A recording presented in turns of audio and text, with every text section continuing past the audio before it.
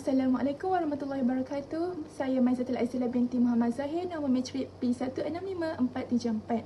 Hari ini saya akan membentangkan mengenai pengenalan kepada kajian kami yang bertajuk perbandingan antara teori Jean Piaget dan Vygotsky dalam konteks pengajaran dan pembelajaran. Tokoh yang pertama iaitu Jean Piaget merupakan ahli psikologi dari Switzerland. Beliau terkenal dengan teori perkembangan kognitif kanak-kanak secara individu dan beliau percaya bahawa kanak-kanak dapat membina pengetahuan melalui pengalaman dan interaksi dengan persekitaran. Manakala, tokoh yang kedua iaitu Vygotsky merupakan ahli psikologi dari Rusia. Beliau terkenal dengan teori sosial budaya perkembangan kognitif. Beliau juga menekankan interaksi sosial, budaya dan bahasa dalam perkembangan kognitif. Seterusnya, saya serah kepada kawan saya. Assalamualaikum warahmatullahi wabarakatuh. Nama saya Nurul Amira Imani binti Khairul Anwar, nombor matrik P165780. Pada hari ini saya akan membentangkan bahagian kajian lepas bagi tajuk kumpulan kami iaitu perbandingan teori Piaget dan teori Vygotsky dalam konteks pengajaran dan pembelajaran. Baiklah, saya akan membincangkan 3 kajian lepas yang berkaitan dengan perbandingan dan aplikasi teori-teori pembelajaran ini. Kajian pertama adalah kajian oleh Abdullah pada tahun 2023 yang bertajuk Dynamics of Piaget's Cognitive Learning Approach and Vygotsky Social Culture Theory in Different Stage of Medical and Allied Health Education. Kajian ini adalah semakan sistematik dalam bidang pendidikan, perubatan dan kesihatan, di mana kajian ini mengkaji bagaimana teori Piaget yang berfokus kepada kognitif dan teori Vygotsky yang berfokus kepada sosio-budaya yang digunakan pada peringkat pendidikan yang berbeza. Dan dapatan menarik daripada kajian ini menunjukkan bahawa berlaku peralihan daripada penggunaan teori kognitif kepada teori sosio-budaya apabila tahap pendidikan pelajar semakin tinggi. Dan Abdullah menekankan bahawa kepentingan memadankan teori pembelajaran dengan hasil pembelajaran yang diharapkan. Beliau juga mencarangkan bahawa gabungan pelbagai teori boleh menghasilkan reka bentuk pengajaran yang lebih mendalam dan berkesan. Seterusnya, kajian kedua adalah oleh Wang pada tahun 2021 dengan tajuk The Learning Theories of Piaget, Vygotsky and Brunner and Their Influence on Teaching, di mana kajian ini membuat perbandingan antara 3 teori pembelajaran utama iaitu teori Piaget, Vygotsky dan Brunner. Wang menguraikan dengan jelas persamaan dan perbezaan ketiga-tiga teori ini dari segi pendekatan pengajaran dan pembelajaran. Kajian ini menunjukkan bahawa tiga-tiga tokoh ini telah memberikan sumbangan yang sangat besar dalam membentuk perkembangan pendidikan di peringkat global.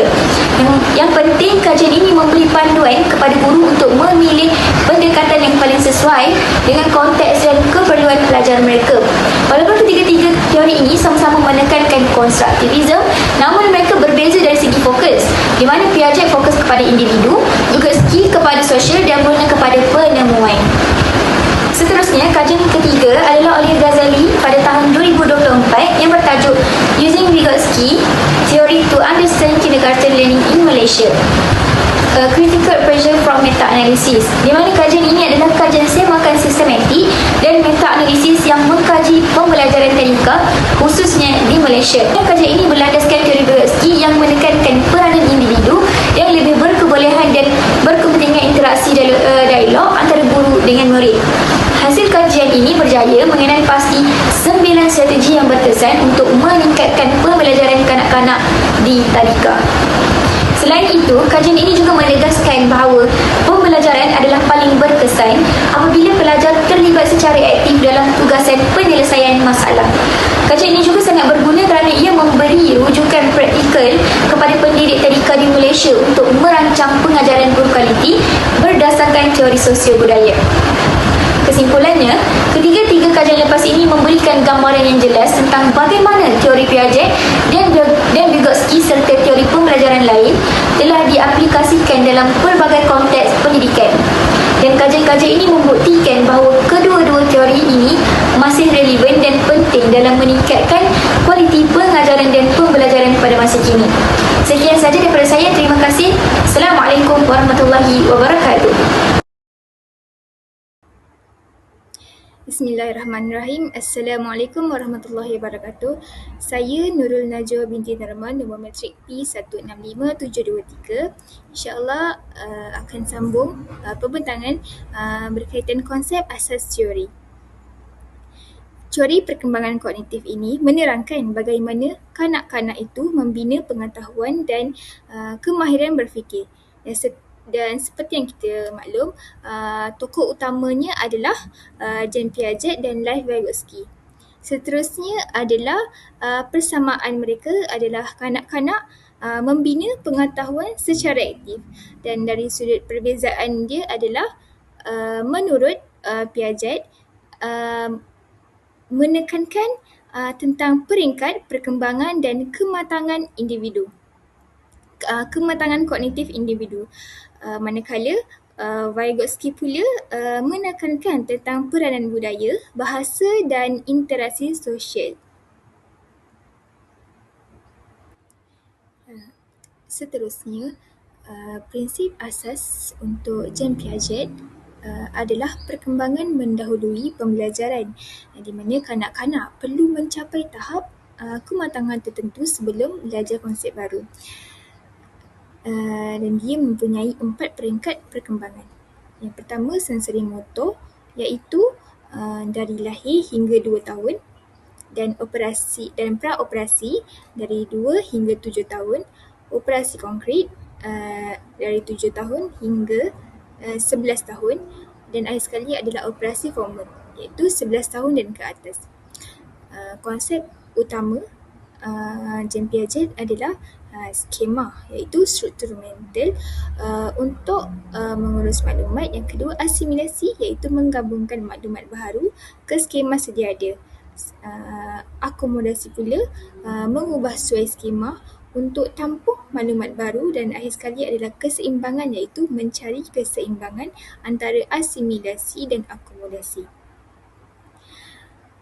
Selain itu, Lev Vygotsky, prinsip asas untuk Lev Vygotsky adalah pembelajaran mendahului perkembangan, di mana interaksi sosial dan bimbingan mempercepatkan perkembangan kognitif individu.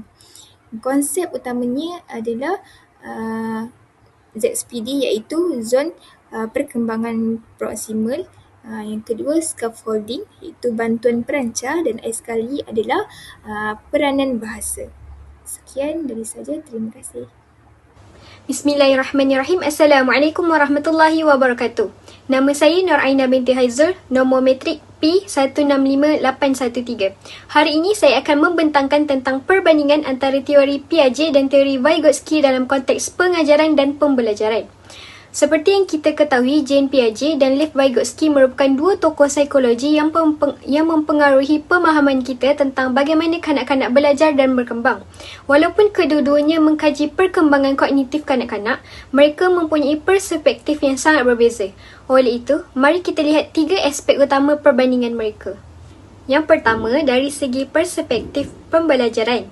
Piaget menekankan pembelajaran adalah bersifat subjektif dan individu. Beliau menggambarkan kanak-kanak sebagai saintis kecil yang suka meneroka untuk memahami dunia. Kanak-kanak perlu mengalami sendiri dan berinteraksi dengan persekitaran mereka. Mereka akan menyesuaikan maklumat baru dengan pengetahuan sedia ada melalui proses asimilasi dan akomodasi. Berbeza pula dengan Vygotsky, beliau percaya pembelajaran adalah aktiviti sosial di mana pembelajaran terbaik berlaku apabila kanak-kanak berinteraksi dengan orang lain seperti guru, ibu bapa atau rakan sebaya. Menurut Vygotsky, pengetahuan dibina melalui perkongsian dan komunikasi. Yang kedua, dari segi peranan guru. Mengikut teori Piaget, guru bertindak sebagai fasilitator di mana guru menyediakan persekitaran yang sesuai dan membiarkan murid meneroka sendiri. Tugas guru lebih kepada memerhati perkembangan murid dan memastikan aktiviti sesuai dengan tahap kognitif mereka. Manakala Vygotsky pula menyatakan bahawa peranan guru jauh lebih aktif di mana guru terlibat secara langsung dengan memberikan apa yang dipanggil scaffolding atau sokongan berstruktur. Scaffolding ini seperti tangga sementara dalam pembinaan bangunan di mana ia diperlukan pada peringkat awal tetapi ditarik balik secara perlahan apabila murid sudah mampu berdikari. Dan yang ketiga, pandangan terhadap kesesuaian tahap pembelajaran. Piaget sangat menekankan kematangan kognitif. Beliau mengenal pasti 4 peringkat perkembangan iaitu sensori motor, praoperasi, operasi konkret dan juga operasi formal. Guru perlu menunggu murid sampai ke tahap yang sesuai sebelum mengajar konsep tertentu. Dalam pendekatan ini, perkembangan mendahului pembelajaran. Vygotsky pula memperkenalkan Zone of Proximal Development ataupun dikenali sebagai ZPD. ZPD adalah jurang antara apa yang boleh dilakukan murid bersendirian dan apa yang boleh dicapai dengan bantuan. Pembelajaran paling berkesan berlaku dalam ZPD ini menurut Vygotsky. Sebagai kesimpulan, kedua-dua teori menunjukkan perspektif berbeza tetapi saling melengkapi. Piaget menekankan pembelajaran individu melalui penerokaan dan kematangan kognitif, manakala Vygotsky mengutamakan interaksi sosial dan bimbingan dalam pembelajaran. Dalam konteks pengajaran moden, pendidik perlu memahami kedua-dua pendekatan ini untuk menyediakan pengalaman pembelajaran yang kreatif dan berkesan kepada murid-murid. Sekian, terima kasih. Assalamualaikum warahmatullahi wabarakatuh. Saya Nur Alana Hidayah binti Rusli.